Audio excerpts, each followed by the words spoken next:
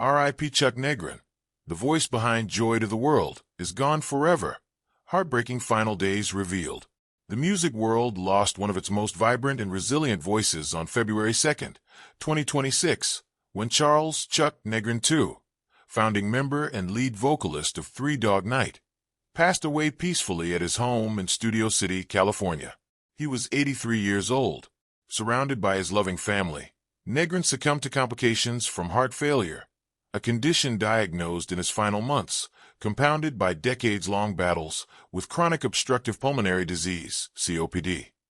His publicist, Zach Farnum, confirmed the news, marking the end of an era defined by joyful anthems and a remarkable story of redemption.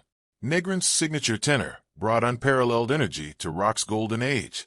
Born on June 8, 1942, in Manhattan and raised in the Bronx, his early life was shaped by adversity.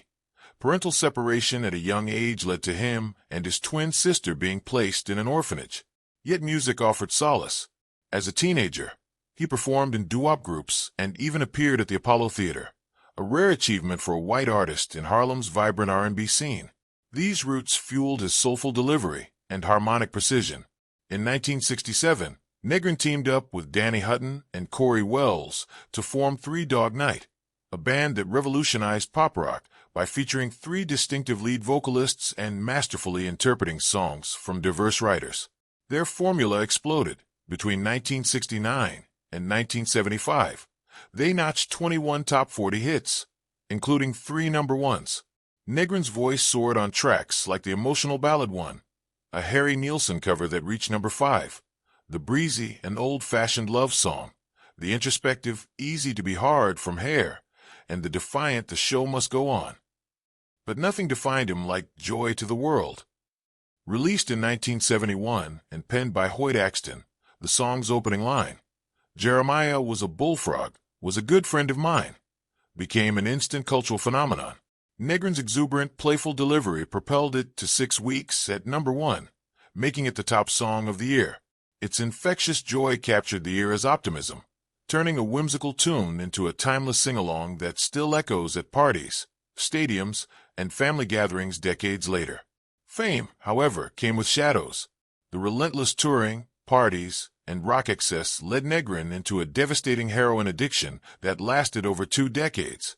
By the mid-1970s, substance abuse strained band dynamics, contributing to Three Dog Night's 1976 hiatus. Negron left amid chaos, his life spiraling downward. In the late 1980s and early 1990s, he hit absolute rock bottom, living on Skid Row, in abandoned buildings, even a cardboard box. He entered rehab more than 30 times, each failure deepening despair. The turning point arrived in 1991 to 1992 at CRI Help in Los Angeles. Committing to a rigorous year-long program, Negron achieved sobriety on October 1, 1992, a milestone he guarded fiercely for over 33 years. His 1999 autobiography, Three Dog Nightmare, updated in 2018, unflinchingly detailed the horrors, lost fortunes, broken relationships, near-death moments, and the mental grip of addiction. He became an advocate, sharing his story to inspire others, proving recovery's possibility even from the depths. In his later career, Negron performed solo, blending classics with originals and infusing shows with humor, gratitude, and tales of survival. Despite COPD's progression, causing chronic coughing, wheezing, and breathlessness, he continued touring when possible, refusing to let illness silence him entirely. "I reached a point where the COPD was going to prevent me from performing live," he told Rockseller magazine in 2018. "I could have literally died on stage." Yet he persisted, his walrus mustache and charismatic swagger intact, now layered with hard-won wisdom. His final months were marked by intensifying struggles. Diagnosed with heart failure recently, the condition worsened alongside long-standing COPD, likely exacerbated by years of smoking and the physical toll of his lifestyle. Reports describe a gradual decline, reduced mobility, oxygen dependency, and fatigue that confined him more to home. Yet he remained surrounded by family, including his wife Ami, who had supported him through sobriety and illness. In his last weeks, former bandmate Danny Hutton visited after years apart, a poignant reconciliation. Hutton later shared, "When Chuck left the band 40 years ago, we rarely spoke. 5 months ago, his wife called to tell me he was very sick, and I decided I should go see him." These moments offered quiet closure amid pain. Negron's passing sparked an outpouring of tributes. Fans flooded social media with clips of live performances, lyrics, and memories of how Joy to the World soundtracked their youth. Artists and peers celebrated his voice's power and his comeback spirit. His legacy endures not just in chart toppers, but in the raw honesty of his battles and triumphs.